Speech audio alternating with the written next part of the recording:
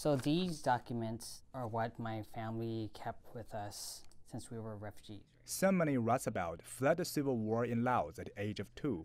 His family took him to several countries seeking asylum before they finally settled in the U.S. What really inspired me as part of me developing the project and as well as me crafting my narrative for my story is our plane tickets.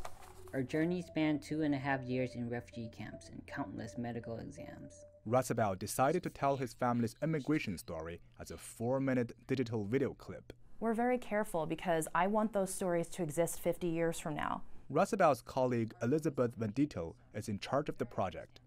Since 2013, her team at the University of Minnesota's Immigration History Research Center have been collecting stories from immigrants and so far have made over 200 digital stories, like Ratzabout's. My name is Mahmoud Wardere. My name is Irma Marquez Trapero. My name is Paeso.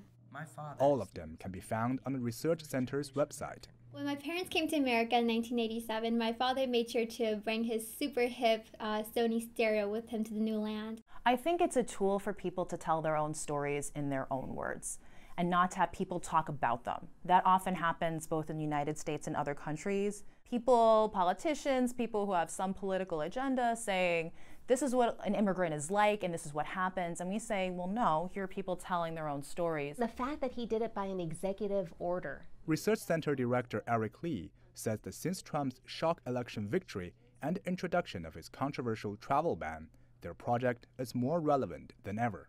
Lee is a Chinese American. Her grandparents suffered under the Chinese Exclusion Act, which was enforced between 1882 to 1943. It was the first law that banned a specific ethnic group from immigrating to America and led to discrimination and even violent attacks against the Chinese. But now she fears it won't be the last. I never expected, as a historian, to have to stand in front of a classroom and tell my students that in the 21st century, we are now seriously proposing laws that are worse than the horrific Chinese Exclusion Act, an act that we now recognize as one of the darkest chapters in American history. Using a digital archive, the team hopes to record the human face of Trump's immigration policies and leave it to future generations to judge. Han Peng, CGTN, Minneapolis.